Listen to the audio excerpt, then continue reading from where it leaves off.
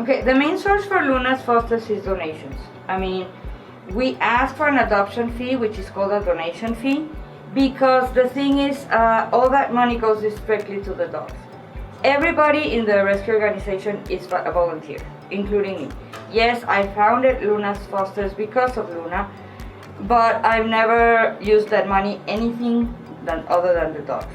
It goes to their food, it goes to their vet care, it goes to waters, collars. We always, when we adopt, you get a collar with a tag, and that's important because if they get lost, although they are microchipped, people look for the tags. So our main source of income really is the adoptions and any donations. We try to do raffles, we try to do events where we ask for donations because all that money goes directly to the dogs. We're always in need of food. Again, it's high quality food. I'm gonna have to name the brands because those are the ones that we use. We use Purina one, we use ProPlan shredded blend. We use other high quality food for them, because we don't want them to get sick. I mean, they come in, and if we use Olroy or Alp or anything of that, it's like feeding them newspaper or cardboard. So we don't want that. We want to get them and they come very skinny. So ProPlan, Purina one has helped us with that. So food, definitely. We also use Activa for PetSmart, and I mean, just ask us, because what we do is we mix. Since we're donation based, whatever we receive, we have received dog chow, puppy chow. Right now puppies, because we have puppies coming out our ears. The Costco brand is also good, the Sam's brand is also good, and we mix all of that. And that's what the dogs receive. Do we do cat food? Yes. We also add chicken, we add tuna, so tuna cans, welcome. Liver, chicken liver, chicken hearts, all of that the dogs receive. Once a week or twice a week, they do get 50% protein, which is chicken livers or whatever, 50% their food. So they can do that. Blankets, we also need potty pads. Potty pads, we run out of potty pads. Why don't we use newspaper? We have been asked this. Newspaper, the puppies eat it. And that's not good. And the ink and all of that, I mean, we're trying to take them from a place where not so good to a healthy place, and the newspapers is not helping us. The potty pads, that's why, and they absorb better, so it's not as bad for them. And we also receive collars, leashes, harnesses, because like I told you, when they go out to adoption, our dogs always have a collar with a tag, so that if for whatever reason they get out, whatever, they have the tag, and we ask you to keep the collar and the tag and the harness and the leash. Our main priority right now is paying off our vet bills. We are behind, and we want to get up to zeros again, so that we can keep helping more animals. We have a foster program and a foster to adopt, so we're looking to find at least 5 good foster homes. I mean, if we have more the merrier. The more fosters we have, the more we can help out in our community, the more dogs we can receive. If we don't have fosters, we have to say no a lot, and it breaks our hearts.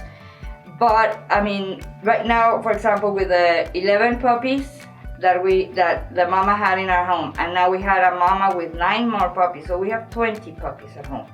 That's a lot of work, and all of us, all the volunteers and the board members and everybody has a full-time job, because sometimes when we don't get donations, where does the money come from? Our paychecks. So we have full-time jobs, we have family, and we have, I mean, in my case, I have over 35 fosters right now at my house. So it kills me. One very important tip, guys, please microchip your dogs. That is by law, but it's not only by law. It's because if you lose a dog, how's the fastest way to recover your dog by a microchip? Yes, I've heard cases where they don't recover the dog and it was microchipped. I understand that. But how are you going to prove? A lot of people are saying, oh, my neighbor has my dog. Well, how are you going to prove it's your dog? The microchip. Microchips are essential. And always, collar and tag. I mean, I know that when we have our dogs in the house, it's harder for them. But if you're going to have an event, if you're going to have visitors, that you know that there's a potential for that dog to be opening.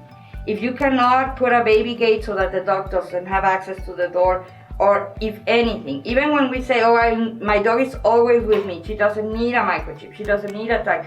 Yes, they do. The majority of dogs are lost when we least expect them to get lost. So if they have a microchip, if they have a collar with a tag, it's a lot easier. Even for rescues, what is the first thing we do when we receive a dog? Scan that dog. If we find a microchip, we call animal services. We call them a microchipping company. We try to find the data from the owner so that we can contact the owners directly and return the dog. We have returned, in 2020, we returned more than 20 dogs. Wow. And there were people that were trying to claim a dog that was not theirs, but thanks to the microchip, we were able to find the rightful owners and give the dog back to their family. So the biggest tip is, number 1, microchip, and number 2, tags. Okay, any vet will scan for free. Any vet in the city. There's also the fire stations. You can also go to animal control directly and tell them that you have a dog that you found and wanted chip. If you post on your page on Facebook, we're active on your page also, and all the rescues are. And we have the scanners. Now, there's a new, the new ordinance that grooming places will have scanners. So until that happens, but they will also be able to scan. So once you have scanned, you're given a microchip number. You as an individual, if you call the microchipping company, they will not release the information of the owner to you. That's private. But you can contact any of the rescues. You can contact Animal Services has a page, the El Paso Animal Services, and they have the found dog report. It takes 2 minutes to do it on your phone. 2 minutes. And if you have the chip number, you input that information, they will contact the owners and they will immediately contact you in less than 24 hours to let you know how to meet the owner. Or if you cannot keep the pet, okay, if we have a found dog report, we know that the owners may find them because the first place you go, Animal Services. So, and then the rescues can take over.